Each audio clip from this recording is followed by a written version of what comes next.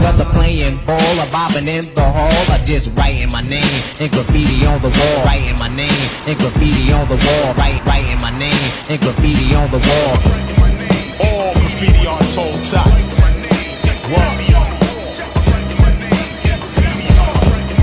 All graffiti artists hold tight.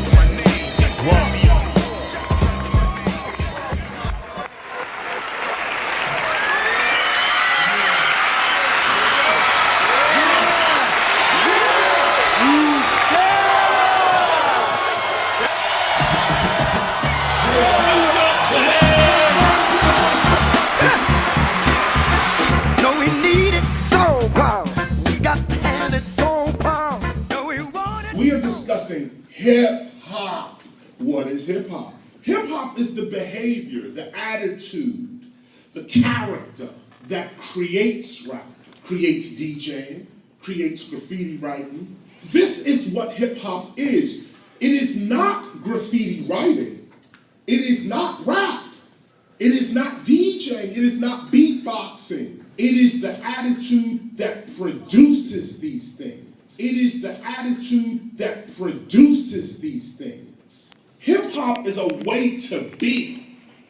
And from that way to be, we get rap, DJing, graffiti writing, breaking, beatboxing, etc. Let me ask you, what about breakdance, B.Boy breakdance? Did hip-hop start with B.Boy breakdance? It didn't, of course, I just told you it didn't start with breakdancing. Okay. But what happened was, see, you gotta understand this, and this is real.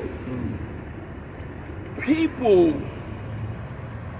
decide that there's a certain part of the record where they can show off all their moves. Right. They can show off, there's only that little part of that record where they can show off their moves. Right. So they're waiting for the show off that move. Right. If they're waiting for this particular break, and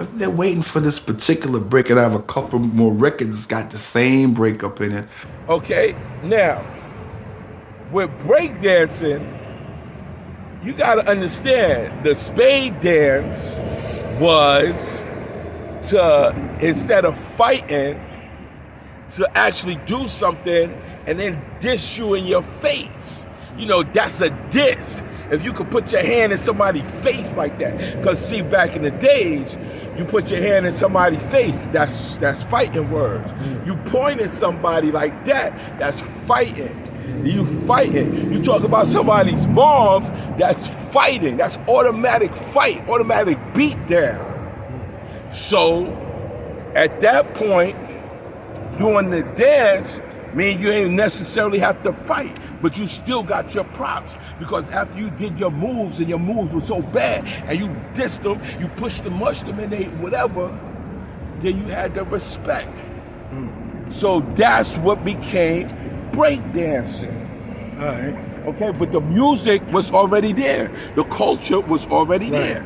So, okay, so let me rephrase it, right? Besides the spade dance, what the spades was doing and what the gangsters was doing, the focus of floor moves, like the B-Boys, like for instance, and I want to shout out all of the break dancers, the original break dancers, from Trixie, the Sasa, Charlie Rock, the Zulu Kings, the Shaka Zulus, the Chuck City break dancers. I want to shout out all the original break dancers. But see, now they was focusing on floor moves. I don't know if the spades and the gangsters, they was focused on floor moves, but at a certain time, the teenagers started dropping to the floor and doing floor moves. So, and I heard Charlie Rock say that that's what distinguished, B-Boys is what distinguished hip-hop from disco. B-Boy music, breakbeats. Right. And that is the thing that distinguishes hip-hop, or what came to be known as hip-hop, from regular disco. Right. And that's an important distinction because the cats who were playing regular disco very specifically did not want to play B-Boy music or breakbeats because that caters to a different crowd. You know, young cats, us. And they didn't want that crowd at their, at their functions because the people that they, paid the money to go to their, those types of functions didn't want to be around us. And that's cool. I agree with that 100%. And breakdance was great in a way because breakdance, I would say breakdance is probably the greatest hip hop dance. What you think? And it, I would definitely say that. Breakdance. But you gotta understand the generations of breakdance, okay? Right. You must understand the generations of breakdance. What do you mean? So, the stuff now, and I would say from the 80s to now, is a different breakdance than when it started. Okay? It's a total different breakdance. Yeah, it evolved. To the It linoleum evolved. and the cardboard, it evolved. Okay, and yeah, but not even that. It took the definition of what it was meant for. So in other words, when you did a move, right? That move is going to the exact drum beat. Right. Okay? So this would be your bass drum. Boom. This would be your hi-hat or your snare drum. Okay? So those moves were going to the beat. Okay. It involved to the beat playing and you just doing moves. You just doing the acrobats. Right. So where is the dancing break part of that dance? Okay. You don't have, you could do that on any music. If you're not doing it to the beat, you could do that to just a straight, solid disco beat. Okay. You could do it, right? If you're just doing acrobat, if you're not doing it to the beat, so that takes away from break dancing. Okay. So You don't need a break to do that dance. So, but we can't agree that breakdance is probably the greatest hip hop dance. It is the greatest hip hop. Right. Well, just like you said, break dancing. I don't know what they call this shit now. Right. Well, no, it's still around the world. Around the world, they do breakdance, and I think the reason why it lasted so long and why it was so great is because you can add so many different moves to it, almost an infinite amount of moves, hundreds of different moves. You can always add to breakdance. Like, for instance, like the Bismarck dance. You have to do that in a certain kind of way. Go off. The Bismarck. The Bismarck.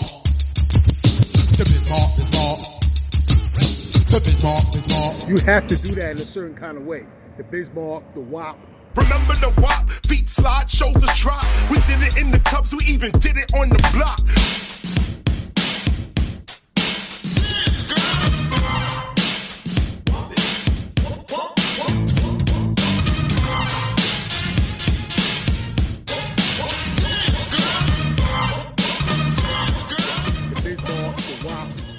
You have to do that in a certain kind of way. But breakdance, you can keep adding so many different multiple moves to it. Right, and I'm glad that you brought that. You brought that up. One of the first moves people don't talk about when you go onto the floor was called an umbrella move. The umbrella was a sweep in karate. Okay? So that's what the umbrella was. It was a sweep in karate. So did breakdance start hip hop? No. Focus on No, not at all. The focus on floor moves. No. No, not at all. Get busy, y'all.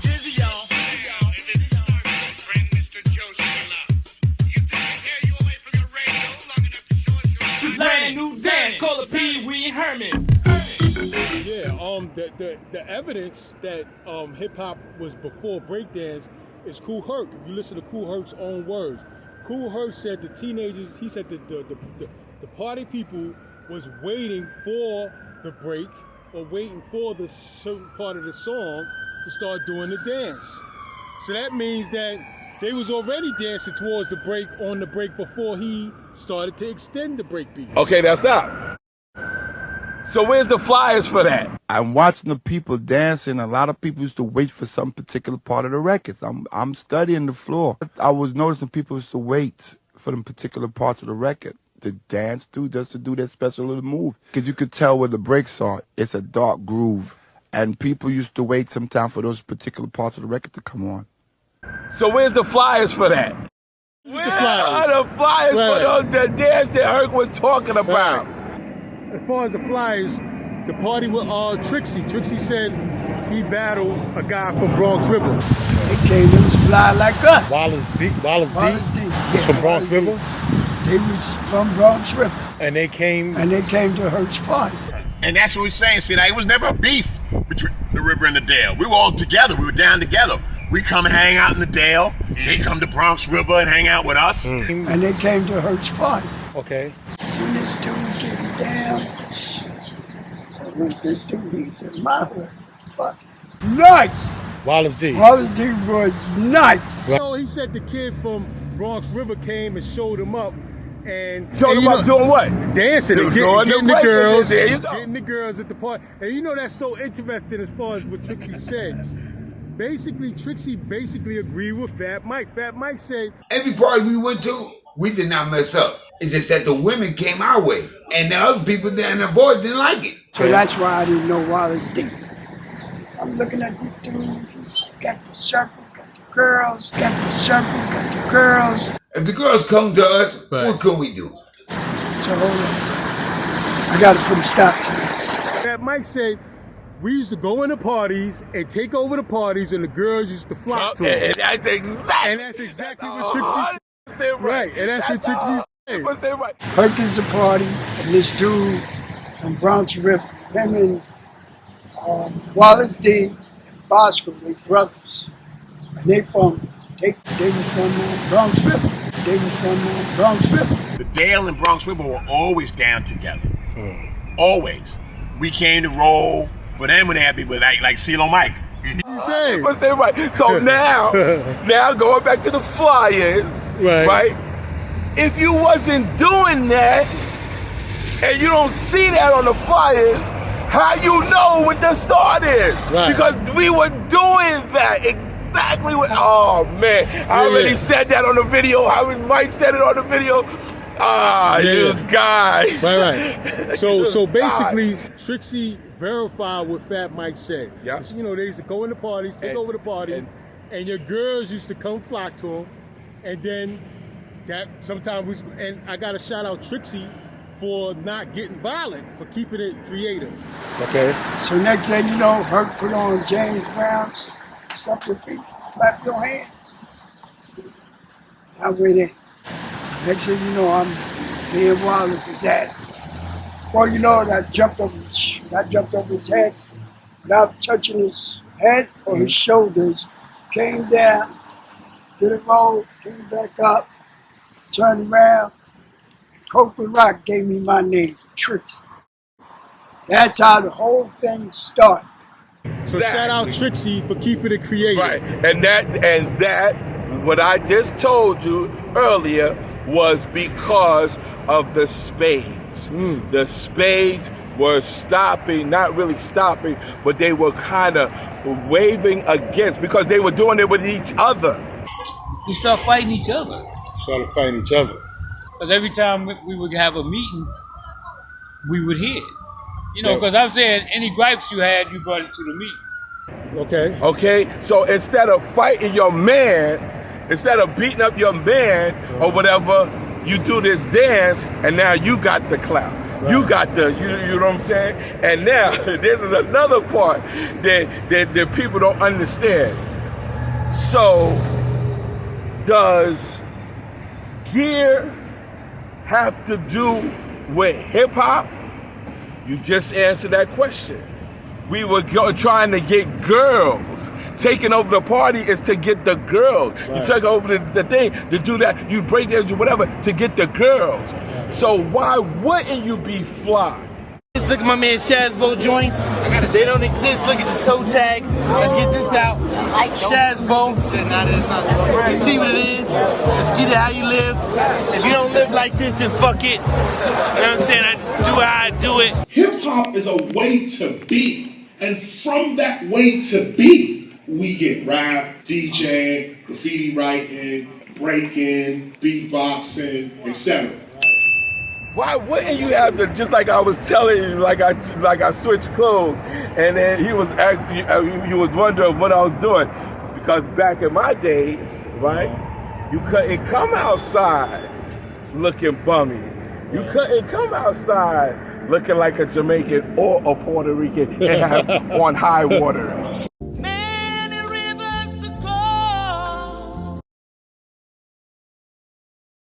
You couldn't do that because our people would say, yo, get back upstairs. Right. So we had to be grade this, grade this, grade that. Bronx Tail Day, you know what it is? The Muppet joints on. I like those. We had to be grade hat, grade sneaks, grade whatever, or whatever color we had. Right. We had to do that. So, and that's hip hop. That's the hip hop culture. Right. So just to put a cap on it, just for any, you know what I'm saying, anybody out there. Word. First of all, Herc verified that hip hop basically was going on before he extended the breaks. And the proof of it is when Herc said that the teenagers, they was already doing their dance routines during the breaks. Right. I'm watching the people dancing. A lot of people used to wait for some particular part of the records. I'm studying the floor. I was noticing people used to wait for them particular parts of the record to dance to, just to do that special little move. I was noticing people used to wait for them particular parts of the record to dance to, just to do that special little move. The teenagers, they was already doing their dance routines during the breaks. Right. That's what he saw. That's what he analyzed. That's what he saw. But listen. So hip hop was already going on before he extended the breaks. But remember, the enthusiasts said no, because there was no hip hop before then. There was no hip hop. And if that's in 73, and they were already doing it. Right. Bunch of clowns, yo. A bunch of clowns. All right, these flyer enthusiasts or whatever, right? What are they gonna say when it comes to saying, okay, hip hop was doing this? What are they gonna say was the jams hip hop? And one of the clowns said it. Oh, that's just park jams. Idiot. That's where hip hop started from. Park jams, outside, street. Right. Ding now, that. That's the question. You know, no, Faze, now this is deep. Shoo. This is deep, right? Park jams. Now, that's a good subject. Where did hip hop start? Because see, you know what I'm saying? I'm glad I spoke to, shout out Culture of Rock. Culture of Rock verified that Kool Herc was not really outside in park jams that much. The DJs over here was more in the park, in the projects. Okay. You know what I'm saying? But so we got out of that kind of quickly after Cedar Park. You said y'all left that kind of quick. Because to me Cedar Park was dark. I played there once. I didn't like Cedar Park because it was too dark, and I knew the stick-up kids would tear you up. So when we got down to Cedar Park, like I said, I played once the first night. Herc played there maybe 3 more times, and the second 2 times I heard, you know, cats got robbed, they trampled and knocked the fence down. Wow. That's why they left Cedar Park. Culture of Rock verified, Culture of Rock said it was only a few times, a handful of times, that they played in Cedar and Cedric or Cedar Park or whatever. He said most of the time they was in the nightclubs, the Twilight Zone, the Heave-A-Low, the Executive Playhouse. Y'all was mostly in the nightclubs, mostly, right? There you go. Same way you had a lot of ballrooms in here. You had the Burnside Manor, you had the Savoy Manor, you had fucking the Parkside Plaza. The Bronx was full of fucking spots that held events. So, you know, hip-hop didn't start in nightclubs. And on top of that, you would have to say hip-hop started in the wintertime. Now, is this his first party? It's his first party. In August.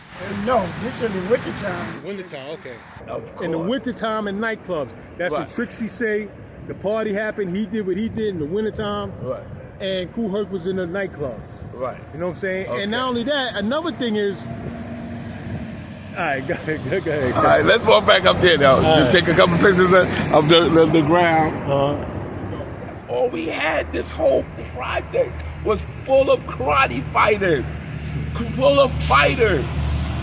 So you wasn't gonna roll up and take nobody equipment. So we were outside with our equipment. We were outside doing it, outside. So for all those that say the hip hop started in the club, wrong. That's the question. And that, you know what, FaZe? That's a subject because this thing called hip hop that the West Side created. Then I moved to the West Side when I was like in the 6th grade. Then I moved to the West Side. And that's how I met Herc on the West Side. This thing called hip hop that the West Side created. Wrong. Right. And that's the question. And that, you know what, FaZe? That's a subject because for those who want to say Kool Herc started, well, hip hop started with Kool Herc and Culture of Rock and all that. But see, if they weren't outside. They weren't They wasn't outside, and not only that, that was basically a working class, middle class environment. Because on that part of town, to me, a lot of people was working. So a lot of working class people, like my mother, I wasn't allowed to be in a gang. I wasn't allowed to wear a dungaree jacket. Right. You know what I'm saying? So the structure was different. Just like a lot of people over there, their fathers and mothers had money. Hip-hop begins in immense poverty. That was basically a working class, middle class environment. Right. So basically you're saying that poor children or not so affluent children copied what the middle class children was doing. We didn't live in the ghetto because I don't believe we all live in it. It's a name, they just call it a ghetto because we're black, Puerto Rican. No. Middle class, black man, young. That was basically a working class, middle class environment. Right. So basically you're saying that poor children or not so affluent children copied what the middle class children was doing. And that's very rare in history. We know usually it's the more poor children who invent things. Hip-hop begins in immense poverty. What is hip-hop? Hip-hop is the behavior, the attitude, the character that creates rap, creates DJing, creates graffiti writing. Hip-hop is a way to be. And from that way to be, we get rap, DJing, graffiti writing, breaking, beatboxing, etc. This is what hip-hop is. It is not graffiti writing. It is not rap. It is not DJing. It is not beatboxing. It is the attitude that produces these things. Hip-hop begins in immense poverty. They're so busy saying that it's not true, When the proof comes that it is true, they can't understand it. When earlier times, people thought that the world was flat and you could just run off the world and jump and fall into space or whatever, right? So, in that time, if you went and told them, no, Earth is round and revolves, and that's why, you'll end up in this, whatever. They'll say, get the hell out of here. You don't know what you're talking about. You don't know. But then, when the proof came, those are the same people that say, oh, nah, I've been said that. I've been said that. Yeah, and that's another point that you bring up that's going to have to be handled in hip-hop, people's first impression. Right. A lot of times your first impression is hard to shake. People stay with their first impressions. If your first impression was that Kool Herc started hip-hop, it might be hard to shake that when you start learning the truth, learning more about it. Right. And the thing is, Exactly. And so, what kills me is that somebody could read something and it's false. And the person that tells the truth about it, they'll call a liar. Right. Yeah. Be like this. Yeah. The person that's actually telling the truth right. about the situation Right. is called a liar because they read the lie. Right. Shout out to Kool Herc. I don't know if you would agree, but I would say Kool Herc took hip-hop to another level. I would say Kool Herc maybe even revolutionized hip-hop. Changed it, but not Kool Herc by itself. And that's what I'm learning. Culture of Rock had a lot to do with what happened with Kool, at the Kool Herc parties. You know, Not Kool Herc by itself, but Culture of Rock and Kool Herc revolutionized. Okay, I wouldn't say revolutionize it. I would say took it to a different level. Okay. Took it to a different level. Yes, that's just like with anything. If you join something and you bring something else to it or whatever, then that enhances it. Right. Because you're joining something. Right. You're joining something that's already done and do it. So I would say that. But one thing I gotta say is Culture of Rock is an older gentleman. Right. I know him good. And the things that Culture of Rock brought to Herc, Okay. I would give Culture of Rock more credit than Herc. He said he introduced Herc to the streets. Yeah, I was Right. like, yo, that's my partner. Leave that alone, man. You respect me, you gonna respect him. So I introduced him to the street, man. No disrespect to him. That's Herc, that's my partner, Right. but that's how we roll. You know what they used to call Herc? What? Lurch. And at school, I was playing very aggressive basketball. And, this guy people started putting nicknames on me. Lurch, Cyclops, Samson. Lurch. That was his name. Herc, I love you and everything. I love you.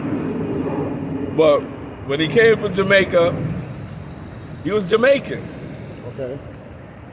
He was tall, lurchy, wore high waters and everything. But I didn't have the hip clothes. I had on the hick clothes. I had on the aviator hat that you pull over your ears and the flip up top. I had the wide corduroy jacket on. I looked straight like a hick. So, Culture of Rock was here already. Right. So he knew the styles. Right. I wore Pumas. I wore all flavor Pumas, just the same way, dressing, looking. I shopped at A.J. Lester's. I wore G-Money clothes. He knew the music. Right. He knew the what kids wanted, what people wanted. He knew that. Right. So coming from Jamaica to here was a total shock. Right. He called himself a hick. Herc also did an interview saying that when he first got to the United States, he was dressing like a hick. He wasn't dressing the hip clothes. He was dressed like a hick. Yeah, I mean, that's so Jamaican. how did he go from a hick? Did you, like you said, you was wearing different flavor Pumas? Yes. You was a G-Money man. I was A.J. Lester. Did you show him how to dress? I can't say showed him, but I took him where to go. Oh, you took him where to go? I took him where to get go, dressed. and I pointed out, look, I got this, you go get it. Or took him with me. So, because now I've been seeing him with dashikis. He's not like hip-hop style no more at all. He kind of stayed more as culture, Herc's Jamaican. That's why he wear that. Okay, right. But... So he went back to his culture. Yeah, he went back to his culture. Right. When he was with me, I had him dressing. He was wearing Mr. Tony's, Mr. Ori's, Right. AJ Lester's. I even had him, he had a Caesar one time. Yeah, because I heard Trixie saying they was dressing like that too. Yeah. You So know, they was close to it. So y'all showed him how to dress. That's it. Again, you had to look a certain way. And then that's when he started meeting the gangsters around town. Yeah, of course, because that's who came to see me, Culture of Rock. He called himself a hick. All right. It was a total shock. Right. So, like I said, Coke was already here. Right. Coke was already, established as far as doing what he used to do and stuff like that. You know. Hold on. This is the part that makes me feel so bad.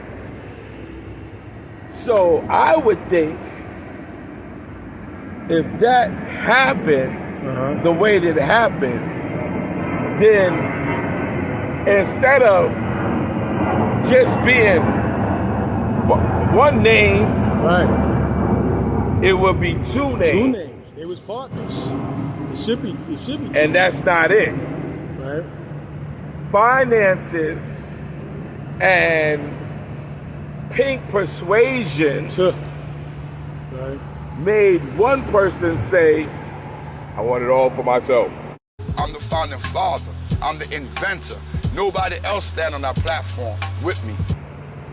And then Kool Rock is to the side. You know what Kool Rock said? Yo, Coke, you know I love you. Shout out Kool Rock. So, shout out Kool Rock. You know what it is. Kool Rock said that when Herc started doing the interviews. It ain't a hate thing. You know what it is with me? Nobody thought I would stand up because Herc did so much on his own. What you mean so much on his own? He didn't have me with him. Okay. So, cats no, like with this getting royalty. You saying in the millennium, right? When he started, yes, when he started getting known and spreading himself around, right? Y'all didn't. He didn't bring you. Y'all didn't see me. The father of hip hop, the one and only Mr. DJ Kool Herc. How you doing, sir? Peace, man. I'm chilling, man. I'm the founding father. I'm the inventor. Nobody else stand on that platform with me. Around the millennium, early millennium, Kool Herc started doing the interviews and everything. He didn't bring them with him. It started before the millennium. Okay. Well, because you got to understand, listen, the 90s is 30 years ago. Right. Biggie and Tupac was around in the 90s. Right. So these interviews started happening in the 80s. Okay, yeah, interviews. But you know, back when Biggie and Tupac was around, I don't remember any fathers of hip hop. Yeah. I don't really remember that. Yeah. You remember that? Fathers of hip hop? Yeah. But definitely not in Just Ice days. Going way back, it wasn't no fathers of hip hop. Yeah, at the end of the 80s, yeah. Just Ice was the end of the 80s. Yeah, but he didn't say father of hip hop. Yeah, he did. One of the records he did. For all the pioneers. Yeah, Kool Herc, then Bam. Yeah, but he didn't say he's the father of it. He gave props to all the pioneers. For all the pioneers. Going way back. Yeah. But like I said, I don't want to get into that one. Yeah. Because you already know but how I feel about that. But as I said it before,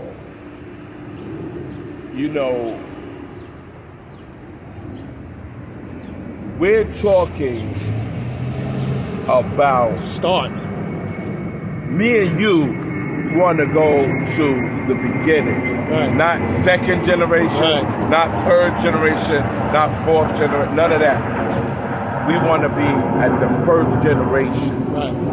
And so that's where the problem comes in at, because it makes sense. So just like you showed me the thing where KRS-One had to go, KRS-One, Ahmed, Bambaataa, and Crazy Legs. That's why Crazy Legs caused this meeting between ourselves here, Ahmed, KRS-One, Africa Bambaataa, Crazy Legs, to begin a discussion about what should hip-hop's history be now that we've lived it for 40 years and we know that there were more players involved than just Kool Herc, Africa Bambaataa, and Flash. KRS-One, Ahmed, Bambaataa, and Crazy Legs had to come back on the video and say that they were wrong about the hip-hop history. Right. That they were wrong. Because some of what was said even to me was wrong. Okay, so now, if they were wrong, they were learning it from people that was telling the story wrong. Right. You understand that? Yeah. They were learning it from the people that was telling the story wrong. Right. And so now, those same people are the ones that they're going back in history and learning from. The people that said it wrong. And so now you can't tell them that it was wrong because that's all they know is what the wrong thing that they got, people. Right. That's why I'm so passionate about it. Because you're getting the wrong information and you're passing on the wrong information. Right. And so now, because you hear the true information, you can't believe it because all you know is the wrong information. Right. Well, you know, Kool Herc focused on the breaks. First, he focused on James Brown. Kool Herc focused on the breaks. You know what I'm saying? That's why, you know, and I would say okay, I gotta stop you there because he focused on the breaks because of what? Because of what he seen was doing. Right, what he seen the children was into. If they're waiting for this particular break, and I have a couple more records that's got the same breakup in it, I wonder how would it be if I put them all together. He saw the children already dancing during the break. All right, so. Right. But he revolutionized it in the point that they brought it to the nightclub. Yeah, Herc battled Pete DJ Jones at the Executive Playhouse. And this is what people always fail to It was that early. That's when Pete owned disco. Pete tore everything up. Pete was controlling the Bronx. But you have to have shoes on. This is what cats again fail to realize. We made it popular for cats to wear sneakers. You had to have shoes to get in nightclubs. And who were at nightclubs? I guess older people. There you go. Right. But so listen, that cancels everything out right there. They didn't start it. That keyword is start.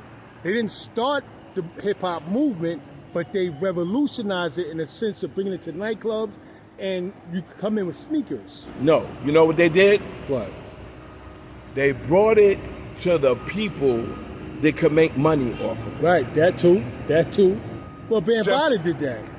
B.BOYS did that. B.BOYS in the Village and all that stuff, he did that. You know, Kool Herc was rocking them nightclubs, you know. And that's a very important thing for the hip-hop audience to understand. Bam, I think, is the person who is most responsible for spreading the culture worldwide. And for the crossover of the culture. Because Bam and the Zulu Nation. Different races. Right, exactly. Okay. He was really the first to start going down into the Village. And this was like early 80s. So he's going down in the Village and Danceteria, the Grills, and these are all Village clubs. B.BOYS did that. B.BOYS in the Village and all that stuff, he did that. You know, Kool Herc was rocking them nightclubs, you know. And that's a very important thing for the hip-hop audience to understand. Culture of HIPHOP and Kool Herc was really not out in the park like that, you know, like a lot. It wasn't out in the park a lot like that. And that should be known in hip-hop. One other thing about, like, as far as hip-hop history being rewritten correctly, the park jams, that became synonymous with hip-hop beginnings. Yeah. Mary used to have something they call, I think they called 21 Days of Summer. Like, when he would come out in this park and he would have a permit, permission to come out here and play in this park every day throughout the summer for a whole month straight. Y'all somehow get the credit for that, but y'all really wasn't in the parks that much. It was Mario and them was in parks. Yeah, they stayed in the park. I parks agree. Heavy, right. Okay, no. So shouldn't they get that credit as far as the early hip-hop park jams? I agree. Like I said again, I don't take the credit to feel like Herc did everything where guys ain't know. You know what I'm saying? We all really played a